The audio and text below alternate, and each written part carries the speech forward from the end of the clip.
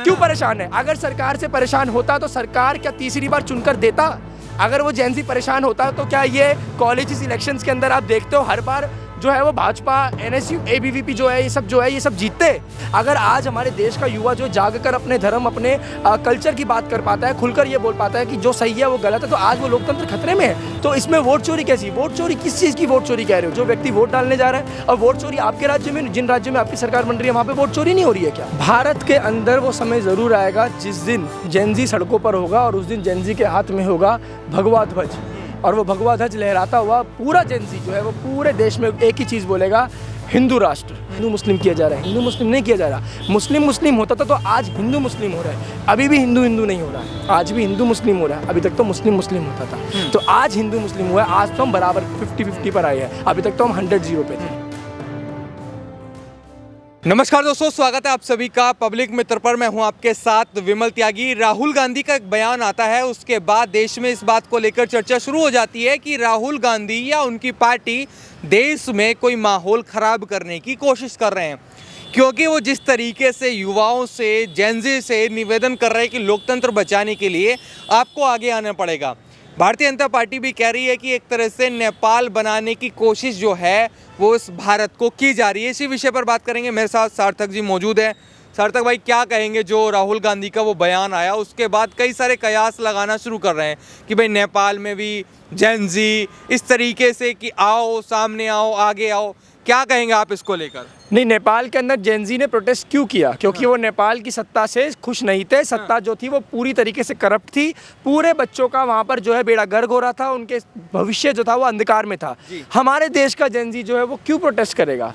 क्यों करेगा? मुझे बताइए, कोई रीज़न तो दीजिए। अगर देश की सरकार भारत को तीसरी सबसे बड़ी अर्थव्यवस्था बना चुकी है, आज हमारा देश जो है फास्टेस्ट ग्रोइंग इकॉनमी है, आज हमारे देश के अंदर यूपीआई जैसी चीज़ है जो आजकल विदेश के बैठे बैठे पढ़े लिखे लोग भी ये देखते हैं कि कैसे एक सब्जी वाला जो है वो एक बारी में पेमेंट कर दे रहा है और ले भी रहे हैं। कैसे आज एक बारी में, एक क्लिक में योजनाओं के सारे पैसे जो है वो सब पूरे ग्रामीण क्षेत्रों में भी चले जा रहे हैं। इसलिए करेगा जेन ज़ी प्रोटेस्ट, क्योंकि हमारे देश की सरकार ने ये सब दिया है। क्यों करेगा प्रोटेस्ट? कि आज हमारा जो देश है वो डिजिटल इंडिया है। आज हमारा देश जो है वो सोलर पावर का हब बनता जा रहा है, फार्मास्यूटिकल्स का हब बनता जा रहा है। आज हमारा देश जो है वो बड़ी बड़ी कंट्रीज़ के टैरिफ के थ्रेट को भी बियर कर पा रहा है और स्टैंड ले पा रहा है कि नहीं, मेक इन इंडिया। आज हमारे देश के अंदर बड़ी बड़ी कंपनीज इंडिया के अंदर इन्वेस्टमेंट करने के लिए तैयार है। वो कंपनीज जो अमेरिका के अंदर बैठी हुई है, जो अमेरिका की कंपनीज है, वो तक ये कह रही है कि हम इंडिया जैसी मार्केट को नहीं छोड़ सकते, और अगर हमें अपनी कंपनी चलाने के लिए इंडिया के अंदर रहना पड़ेगा तो हम इंडिया को प्रेफर करेंगे। आज बड़ी बड़ी कंपनीज के हब जो है, बड़ी बड़े जो वेयर हाउसेस है, मैन्युफैक्चरिंग है, वो सब इंडिया में शिफ्ट हो रही है। तो इस वजह से करेगा क्या जेन ज़ी प्रोटेस्ट हमारे देश के अंदर? सरकार से परेशान है। क्यों परेशान है? अगर सरकार से परेशान होता तो सरकार क्या तीसरी बार चुनकर देता?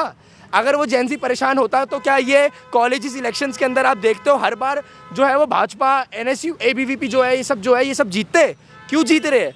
क्योंकि अगर हमारे देश का जो जेन ज़ी है वो परेशान है, अगर वो बहुत नाराज़ है, नहीं, आप ये बोलिए जो आपके पाले हुए पिल्ले हैं, जो आपके लाए गए बच्चे हैं वो परेशान है, जो आपकी पार्टी के कार्यकर्ता है वो परेशान है। अगर आम जनता से पूछो, सबसे पहली चीज़ है, अगर व्यक्ति परेशान होता है तो कभी भी सेम पर्सन को बार बार रिपीट और चूज करके नहीं देता। अगर इनको ये संदेह है कि प्राइम मिनिस्टर के नाम पे चुनाव लड़ते हैं, प्राइम मिनिस्टर वाली सीट जीतते, तो उनको बता दूं कि अगर एक जो पार्षद का चुनाव होता है ना, उसमें भी बीजेपी जीत जाती है। आप देखोगे तो ग्रामीण एरिया में भी बीजेपी जीत जाती है। अगर देश से इतना नाखुश है, देश का जो जेन ज़ी है वो सरकार से नाखुश है, तो क्यों बार बार लेके आ रहे हैं? कोई नाखुश नहीं है। आज हमारे लोकतंत्र खतरे में है। लोकतंत्र को बचाने के लिए युवाओं को, जेन ज़ीओ को आगे आना पड़ेगा। कैसा लोकतंत्र खतरे में है? वो लोकतंत्र जो आपको आज आज़ादी देता है कि आप आतंकवादियों के साथ जो है खड़े होकर उनका समर्थन कर रहे हैं, आप उनके प्रोटेस्ट में आ सकते हो। आज आपके पास ये लोकतंत्र आपको बोलता है कि आपको जो करना है करो। लोकतंत्र ऐसा एक टूल बन चुका है इनके लिए कि जो चीज़ इनको फंसती है वहाँ पे लोकतंत्र पे ले आते हैं। हर चीज़ में लोकतंत्र को आगे कर देते हैं। कोई लोकतंत्र क्या है? लोकतंत्र ही तो चुन रहा है सरकार को। लोकतंत्र अगर खतरे में है तो सरकार बार बार क्यों चुन के आ जा रही है? अगर ये बोलते हैं कि भाई साहब तो ईवीएम में दिक्कत है, तो बैलेट पेपर से कैसे जीत जाती है? बैलेट पेपर से वाइस प्रेसिडेंट कैसे बन जाता है? तो प्रॉब्लम कोई मोड ऑफ वोटिंग में नहीं है, प्रॉब्लम जो है वो सही और गलत में है, और ये जनता समझती है सही और गलत क्या है। लोकतंत्र खतरे में होता तो आज हमारे देश के अंदर सबसे ज़्यादा युवा पीढ़ी है, और ये युवा पीढ़ी वो पुरानी युवा पीढ़ी नहीं, आजकल डिजिटल युवा पीढ़ी है। आजकल 6-7 साल का बच्चा जो है वो पूरा फ़ोन चलाना सीख जाता है। वो पूरी क्लासेज आजकल स्कूलों के बच्चों की फ़ोन में हो रही है, डिजिटल है, पढ़ा लिखा बच्चा है, छोटे छोटे बच्चों में इतनी समझ है। तो अगर ये जो लोकतंत्र खतरे में होता तो क्या उनको सही और गलत का फ़र्क समझ नहीं आता? अगर आज हमारे देश का युवा जो जाग कर अपने धर्म, अपने कल्चर की बात कर पाता है, खुलकर ये बोल पाता है कि जो सही है वो गलत है, तो आज वो लोकतंत्र खतरे में है। कौन सा लोकतंत्र खतरे? लोकतंत्र जहाँ पे खतरे में है, जिन जगहों में खतरे में, वो चीज़ को तो आप कभी भी कंडेम नहीं कर पाते। आप तालिबान को तो कभी भी गलत नहीं बोल पाते। आप जिस तरीके से और राज्यों के अंदर और बांग्लादेश के अंदर हिंदुओं के साथ होता है, पाकिस्तान के अंदर हिंदुओं के साथ होता है, उस जगह पे तो आप कुछ नहीं बोल पाते। आप बोल किस जगह पे रहे हो जहाँ पर सब कुछ सही तरीके से है, उस जगह पर आप बोल रहे हो कि लोकतंत्र खतरे में है। कह रहे हैं मोदी जी ने वोट चोरी करके ये सरकार बनाई है, वोट चोर गद्दी छोड़। वोट चोरी करी होती, गद्दी क्यों छोड़े? जब क्या वोट उनकी पार्टी के लोगों से क्या लिमिटेड लोग? वोट जो है वो हमारे देश के लोगों ने उनको चुना है। हमारे देश के लोगों ने घर पे जब वोटिंग इलेक्शन डे होता है ना, तो घर के बच्चे बूढ़े सब एक एक्साइटमेंट के साथ वोट डालने जाते हैं और वो अपना निर्णय लेके जाते हैं कि उनको किसको समर्थन करना है। आज हमारे देश की 140 करोड़ की जनता में से 100 करोड़ की जनता भी अपने देश के प्रधानमंत्री से प्रेम करती है, उनके लिए इज्जत है, रिस्पेक्ट है, और उनको हर बार चाहती है कि इस बार फिर दोबारा चाहती है कि इस बार और प्रधानमंत्री आए। तो इसमें वोट चोरी कैसी? वोट चोरी किस चीज़ की वोट चोरी कह रहे हो? जो व्यक्ति वोट डालने जा रहा है, और वोट चोरी आपके राज्य में, जिन राज्यों में आपकी सरकार बन रही है वहाँ पर वोट चोरी नहीं हो रही है क्या? अगर वोट चोरी का इतना बड़ा फैक्टर है, इतना बड़ी चीज़ है, तो कैसे आप तेलंगाना में जीत जाते हो? आपकी कैसे सरकार बन रखी है हिमाचल प्रदेश में? आप केरल के अंदर क्यों बीजेपी नहीं आ पाती? तमिलनाडु के अंदर क्यों बीजेपी हमेशा अपनी बेइज्जती करवाती है? बंगाल के अंदर क्यों हमेशा बाहर हो जाती है? अगर इतना सच में बहुत बड़ी वोट चोरी है तो बीजेपी को तो अपनी बेइज्जती बचानी चाहिए। कम से कम लोकसभा में तो अच्छी सीटें ले आती तमिलनाडु के अंदर, कम से कम कुछ और तो बढ़िया कर देती बंगाल के अंदर। नहीं क्यों कर पाती? क्यों नहीं कर पाती? इसीलिए नहीं कर पाती ना क्योंकि ये डेमोक्रेटिक कंट्री है। आप लोगों को बस गुमराह करते हो क्योंकि आपको ये समझ आ गया है कि जो जनता है वो कन्विंस नहीं होने वाली है। आपको पता चल गया है कि जनता को हम अपना कितने भी चूरन दे दे। आज से कुछ समय पहले इन्होंने ओबीसी का चूरन दिया था। अब इन्होंने जब पता चला कि ओबीसी कार्ड नहीं चल रहा क्योंकि प्रधानमंत्री तो एक स्टेप आ गया है, प्रधानमंत्री ने तो मुख्यमंत्री बना दिया ओबीसी, प्रधानमंत्री ने दलित पिछड़े से समाज से उठा के वाइस प्रेसिडेंट बना दिए, प्रेसिडेंट बना दिए लोगों को। तो उनको ही समझ आ गया कि यार किसके खिलाफ, किस मुद्दे को तुम लेके जा ही नहीं पा रहे। तो अब इन्होंने सोचा कि अब कुछ नहीं बचता, तो बचता है सिर्फ वोट चोरी के एलिगेशन कि भाई ईवीएम ही हैक है। तो ईवीएम हैक तब क्यों नहीं होती? जब स्टेट गवर्नमेंट जब बीएलओ वगैरह बनते हैं, तो बीएलओ किसका होता है? स्टेट गवर्नमेंट का होता है ना। तो स्टेट गवर्नमेंट के अंदर कैसे वो बीएलओ आपको अप्रूव कर देता है जब वोटर लिस्ट बनती है? तो बीएलओ भी बिका हुआ है फिर तो आपका। इसका मतलब आपके राज्य के अंदर अगर कुछ चीज़ हो रही है, आपने बोला कि तेलंगाना में ये हो रहा है, कर्नाटक में हो रहा है, सरकार किसकी है? कर्नाटक में आपकी सरकार है। तो आप कैसे इस चीज़ को अलाउ करने दे रहे हो? तो इसका मतलब है तो आप खुद भी करप्टेड हो और आप एलिगेशन लगा रहे हो किस पर? चीफ इलेक्शन कमीशन पर। इलेक्शन कमीशन कह तो रहा है आप कर दो ना भाई, दे दो एफिडेविट, आप वो भी नहीं दे पा रहे हो। आपको सिर्फ जो है वो एलिगेशन लगाने आते हैं। एलिगेशन लगाओ और भग जाओ, एलिगेशन लगाओ भग जाओ। आपके पास जो मुंह है आप उसको बस बोलने के लिए इस्तेमाल करते हो, आपने कभी जवाब देने के लिए उसको इस्तेमाल नहीं किया। आप हमेशा बाहर जाकर अपना ज्ञान पेलते हो, एक्चुअल में भारत की डेफिनेशन बताते हो, इंडिया इज ये, इंडिया वो, जो है वो यूनाइटेड स्टेट्स का जो है वो मिश्रण है भारत। तुम बाहर जाके ज्ञान देते हो। अगर तुम्हें इतना ज्ञान है, जो तुम जाते हो स्कूल कॉलेजों में भी जाते हो, कभी तुम पंचर वाले की दुकानों पर जा रहे हो, कभी तुम जा रहे हो अलग अलग लोगों से मिलने जा रहे हो, कभी मार्केटों में घुस जाते हो, तो वोट क्यों नहीं देता तुमको ये लोग? देना वोट अगर तुम्हारे सच में तुम्हारी बात से कन्विंस हो रहे हैं और ये सही, आप सही हो, तो क्यों नहीं दे पाते? इसलिए नहीं दे पाते क्योंकि लोगों को सही और गलत का फर्क पता है। सर ये बताइए, जैसे नेपाल में जब कुछ होता है या हुआ है, बांग्लादेश में जो हुआ है, अब नेपाल में जो हुआ उसके बाद ये कह रहे कुछ विपक्ष के नेताओं के बयान भी आए कि भारत में भी ऐसा होगा, वो जल्द वो दिन आने वाला है, यहाँ का भी प्रधानमंत्री बस्ता लेकर भागेगा अपना। भारत के अंदर वो समय ज़रूर आएगा जिस दिन जेनजी सड़कों पर होगा और उस दिन जेनजी के हाथ में होगा भगवा ध्वज, और वो भगवा ध्वज लहराता हुआ पूरा जेनजी जो है वो पूरे देश में एक ही चीज़ बोलेगा, हिंदू राष्ट्र। ये है हमारे देश का जेनजी, और जो ये जागेगा, और जब ये जेनजी जागेगा तो सबसे पहले यही विपक्ष देश छोड़ के भागेगा, क्योंकि ये देश का विपक्ष ने कभी भी हमारे लोगों को बढ़ने आगे दिया ही नहीं। इन्होंने सेकुलरिज्म की इतनी अपनी मनगढ़ंत सी डेफिनेशन लोगों के अंदर परोसी कि आज हमारा देश का कितनी युवा पीढ़ी जो है वो इसी प्रकार से मैनिपुलेटेड है। उनको सेकुलरिज्म का डिफरेंस मतलब ही नहीं पता कि एक्चुअल में सेकुलरिज्म क्या है। वो बाबा साहेब अम्बेडकर के शब्द संविधान को बचाने के लिए फिरते हैं, लेकिन उनको तो यही नहीं पता कि जो संविधान बचाने के लिए वो बात कर रहे हैं उसको तो खत्म ऑलरेडी कांग्रेस ने ही किया था। कांग्रेस ने ही उस संविधान से छेड़खानी करके ये सेकुलरिज्म वर्ड को घुसाड़ा था। बाबा साहब अम्बेडकर का तो कभी ये कोई लॉजिक था ही नहीं। तो ये सब कुछ जो है वो मैनिपुलेटेड बच्चे हैं, और ये मैनिपुलेटेड बच्चों को इस देश के अंदर आज जोड़ रहे हैं। आज हम जो है हमारे साथ सभी जो युवा पीढ़ी है वो अपने इस धर्म को, अपने कर्तव्य को समझ रही है, और जेनजी सड़कों पर आएगा और भगवा ध्वज लहराएगा। यही तथ्य है, और ये तथ्य बिल्कुल जल्द आप देखेंगे। आप ये समय देखिए कितनी तेज़ी से बढ़ रहा है। आजकल छोटे छोटे बच्चों को अपनी सही और गलत की फ़र्क पता है। आजकल मैं कितने बच्चों को देखता हूँ स्कूल ट्यूशन में जाते हैं राम राम बोलते हैं। क्यों? क्योंकि आजकल पेरेंट्स भी जो है वो अवेयर कर रहे हैं बच्चों को।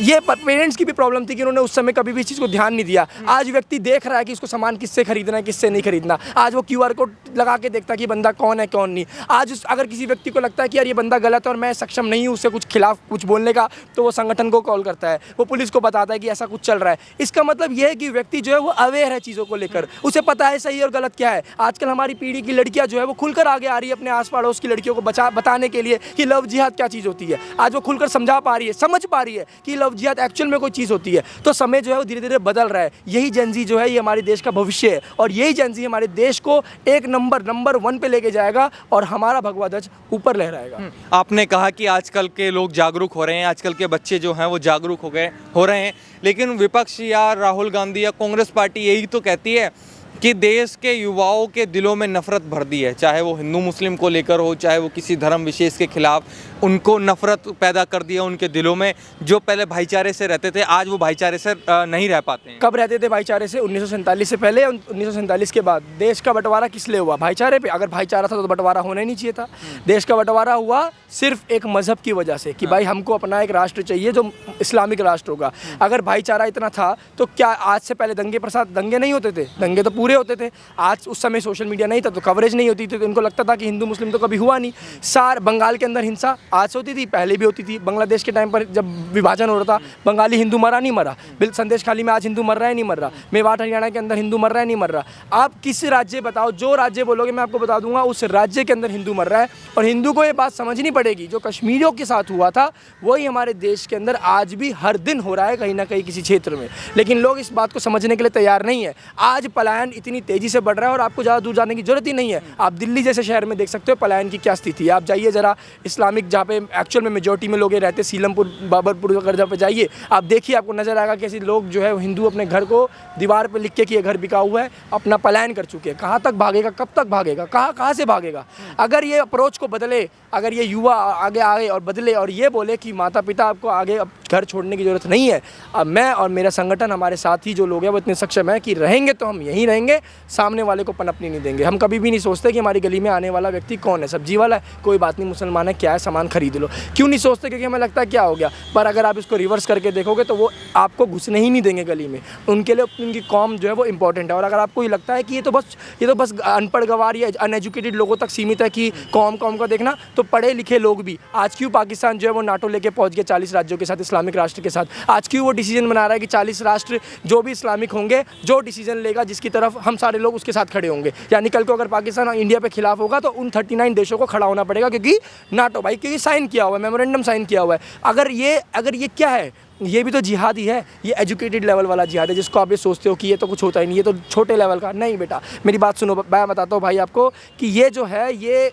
नसों में मतलब ना घुसा पड़ा है। मतलब इसमें कोई पढ़ाई लिखाई कुछ मैटर नहीं करती। जो व्यक्ति अनपढ़ है तो उसको, जिसका काम पत्थर फेंकना है तो वो पत्थर फेंकता है, लेकिन उस पत्थर फेंकने वाले को पत्थर लाके कौन देता है, इसका अलग काम है। जो व्यक्ति बड़ी बड़ी कंपनीज में मैनेजर की पोस्ट पे है, अगर आप देखोगे तो कोई सरकारी नौकरी पे है, उसे पता है वो ये सब नहीं कर सकता, तो वो आर्थिक रूप से मदद करता है। किसी को पता है कि यार मैं इस बैंक में जो मैनेजर बना हुआ, मुझे अब भाई बैंक में मैनेजर हूँ, अच्छा पता चला मेरे को कि मेरे बैंक में पियोन की ज़रूरत है, तो मैंने अपने ही व्यक्ति को पियोन रखा, मैंने अपने ही व्यक्ति को ड्राइवर रखा, मैंने अपने ही व्यक्ति को रोजगार दिलाया। यही है, इसी को बोलते हैं डेमोग्राफी चेंज। ऐसी ही होती है। आज आप जाइए पहाड़ों में, देखिए पहाड़ों तक वो पहुंच गए। क्या पहाड़ों में भी रहते थे क्या ये इनके पूर्वज, जो पहाड़ों में भी आज मज़ारें बन चुकी है? आज देखो आप किसी भी जगह पर, आज हमारा देश जो है वो इसी वजह से तो जूझ रहा है। लेकिन ये प्रॉब्लम जब रेस करी जाती है तो इनको लगता है कि हिंदू मुस्लिम किया जा रहा है। हिंदू मुस्लिम नहीं किया जा रहा। मुस्लिम होता था तो आज हिंदू मुस्लिम हो रहा है। अभी भी हिंदू नहीं हो रहा, आज भी हिंदू मुस्लिम हो रहा है। अभी तक तो मुस्लिम होता था, तो आज हिंदू मुस्लिम हुआ है। आज तो हम बराबर 50-50 पर आए हैं, अभी तक तो हम 100-0 पे थे। अच्छा ये बताइए, प्रधानमंत्री नरेंद्र मोदी 75 साल के हो गए हैं। विपक्ष के कुछ लोग कहते हैं भाई मोदी जी अब 75 साल के हो गए, गद्दी छोड़ देनी चाहिए, उनको इस्तीफा देना चाहिए। देखिए, मैं तो कहता हूँ कि बिल्कुल मैं उस बात से सहमत हूँ कि प्रधानमंत्री को गद्दी छोड़ देनी चाहिए और अब योगी आदित्यनाथ को प्रधानमंत्री बन जाना चाहिए। बिकॉज हमारे देश के अंदर ये रिक्वायरमेंट है। क्योंकि देखो कुछ चीज़ें ना, मुझे ऐसा लगता है कि अगर प्रधानमंत्री योगी आदित्यनाथ बन जाएंगे तो हमारी आधी समस्या तो वैसी दूर हो जाएगी। बंगाल के मुसलमान बांग्लादेश निकल जाएंगे, पंजाब के अंदर खालिस्तानी जो कनाडा पहुँच जाएंगे, और गुजरात और बाकी राज्यों के अंदर, अब देश के अंदर जो पाकिस्तानी रह रहे हैं वो अपने पाकिस्तान पहुँच जाएंगे। क्योंकि उनको ये समझ आ जाएगा कि जिस दिन ये भगवाधारी बैठेगा दिल्ली की सीट पर, तो उस दिन तो सबकी बिगड़ने वाली है। हालत, क्योंकि ये व्यक्ति जो है बहुत क्लियर है भाई कि अगर प्यार से मानोगे तो हम आपके प्यार से मनाएंगे, और अगर आप वार से मानेंगे तो हम आपको वार से मनाएंगे। हाँ, अच्छों के लिए हाथ जोड़ के और अच्छों के खराब के लिए हाथ खड़ा करके, दोनों के लिए बाबा जी तैयार है। तो मोदी जी को मैं तो कहता हूँ कि अगर सत्ता उन लोगों की डिमांड है कि मोदी जी को सीट छोड़ देनी चाहिए, तो मैं तो कहता हूँ बिल्कुल छोड़ देनी चाहिए, लेकिन पहले हम एक बार प्रिपेयर्ड हो जाए कि योगी आदित्यनाथ अगला प्रधानमंत्री बनने के लिए रेडी हो चुका है। उससे पहले हम प्रधानमंत्री मोदी जी को सीट नहीं छोड़ने देंगे। मतलब अगर मोदी जी हटें तो योगी जी आए? बिल्कुल, डेफिनेटली। तब जब तक योगी जी प्रिपेयर नहीं होंगे तब तक मोदी जी को हम खुले दिल से एक्सेप्ट करने के लिए तैयार हैं।